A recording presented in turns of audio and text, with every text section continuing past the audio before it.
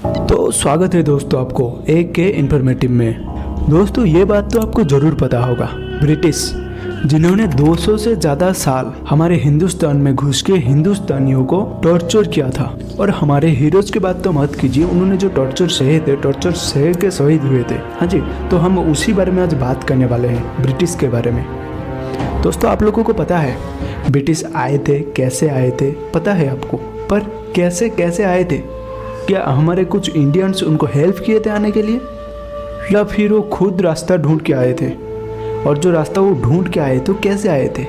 Second, वो जो इतने दिन हमारे देश में रहकर हमारे देश को लूटा, देशवासियों को तड़पाया, कैसे? क्या क्या झेलना पड़ा हमारे हीरोज़ को, बस उनको गेट आउट करने के लिए, उनको भगाने के लिए। ये जो सारे बात है ना दोस्तों, अंग्रेजी ब्रिटिश आने से ब्रिटिश जाने तक जितने भी एक्टिविटीज़ हुआ है, ये सारे डिटेल्स आपको प्रोवाइड करने के लिए हम इस सीरीज को स्टार्ट कर रहे हैं, जिसका नाम ब्रिटिश राज। जैसे कि आप थंबनेल पे देखे होंगे, इसमें कुछ एपिसोड्स होंगे जिसके दौरान आपको पूरी की पूरी जानकारी मिल जाए। तो शुभ काम में देर किस बात का दोस्तों, शुरू करते हैं। ये कहानी है भारत की।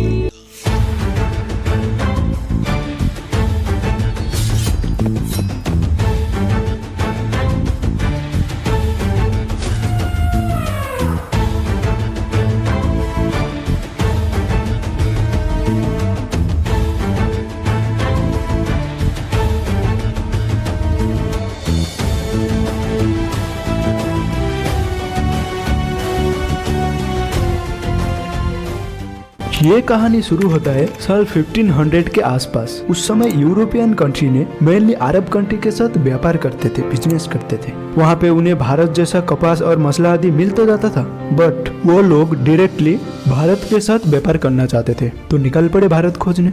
अगर उस समय ब्रिटेन को देखा जाए तो दोस्तों वो क्या करते थे पता है? ट्रेड के नाम पर मेनली फ्रांस और स्पेन का जहाजों को लूटता था, मतलब कि लुटेरा थे, लूटने की काम करते थे। खैर, यूरोपियन कंट्री का ये जो भारत खोजने का स्टेज है ना, इसे एज ऑफ डिस्कवरी बोला जाता है। ये जो बोलते हैं ना कि वास्को दा गामा ने भारत खोजे थे, वो इसी स्टेज में खोजे थे। और ये जो भारत खोजे थे का मतलब भारत कहीं खो नहीं गया था, भारत वहीं पे था। ये सिर्फ यूरोपियन कंट्री से भारत तक सिर्फ सामुद्रिक रास्ता खोजे थे, क्योंकि उनको काम करने के लिए आसान हो, इजी हो बिजनेस करने के लिए। साल 1498 वास्को दा गामा ने पोर्तुगीज से निकले भारत खोजने के लिए, और उसके बाद वो भारत में कलिकट में पहुंचे, जो कि केरला में है। और इसी तरह भारत के साथ पोर्तुगीज का ट्रेड शुरू हुआ। ईस्टर्न कंट्रीज के साथ मेनली स्पेन, पोर्तुगीज यही सब ट्रेड करते थे, लेकिन ब्रिटेन उन्हीं जहाजों को लूटता था। करीब से करीब साल 1600 के आसपास ब्रिटेन पोर्तुगीज के एक जहाज को लूटता है, जहां उन्हें ढेर सारा सोना, मसला आदि मिलता है। उसके साथ साथ उनको एक नक्शा भी मिलता है, जिससे उनको यूरोप से भारत तक सामुद्रिक रास्ता के साथ साथ भारत ने जितने भी देशों के साथ ट्रेड पॉइंट किया था बिजनेस के लिए, ये सारे के सारे डिटेल्स वही नक्शा में था, जो कि अभी ब्रिटेन के हाथ यानी कि लुटेराओं के हाथ लग गया। इससे पहले भी ब्रिटेन को इंडिया का प्रोडक्ट का मजा लग चुका था, इसलिए वो ब्रिटेन का महारानी, दोस्तों तब ब्रिटेन का महारानी थे एलिजाबेथ, उनके पास गए और ईस्टर्न कंट्रीज के साथ व्यापार करने के लिए परमिशन मांगे। और क्वीन के परमिशन के बाद साल 1596 को ब्रिटेन से 3 जहाज, 3 शिप निकले भारत के लिए। पर उस जहाजों का जो कैप्टन थे ना, उनको लंबी सफर का कोई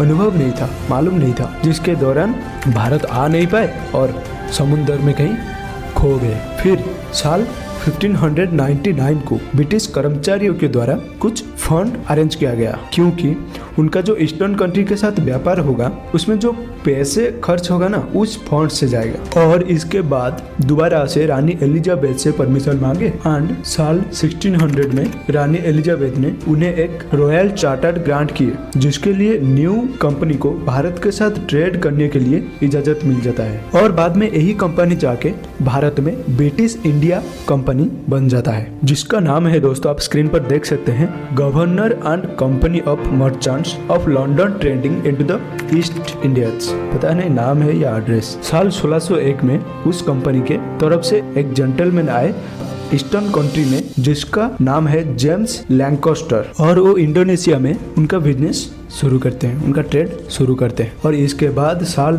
1603 को रानी एलिजाबेथ की मौत हो जाता है और जेम्स सिक्स्थ बनते हैं राजा। और वो भी रानी एलिजाबेथ की तरह उस कंपनी को सपोर्ट करते थे और सपोर्ट इतना ज्यादा हो गया कि साल 1607 को फिर से 3 जहाज भेजते हैं ईस्टर्न कंट्री के तरफ। पहला जहाज का नाम है Red Dragon, second consent, third the Hector. The Hector का जो कैप्टन था उनका नाम था हॉकिंग्स और वो 25 अगस्त साल 1601 को सूरत पोर्ट में पहुंचे। इसके बाद क्या हुआ दोस्तों, मैं आपको बोला था कि पोर्तुगीज के साथ इंडिया का ट्रेड पहले से ही चलता था। तो बाद में जब कोई कंपनी आता है इंडिया के साथ ट्रेड करने के लिए तो पोर्तुगीज कैसे छोड़ देता उन्हें। तो उन्होंने जब सूरत पोर्ट में पहुंचे और राजा से मिलने गए तो फिर पोर्तुगीज ने उन्हें रोका, ब्रिटिश को जाने के लिए नहीं दिया। इसके बाद हॉकिंग्स दिमाग लगाया और उसके साथ जो कीमती गिफ्ट लाए थे वो उन्हें बांट दिए। उसके बाद ये खुश हो गए और हॉकिंग्स ने बोले मुझे सिर्फ राजा से मिला दे। तो दोस्तों इन्होंने कीमती गिफ्ट पाकर उनको छोड़ दिए राजा से मिलने के लिए।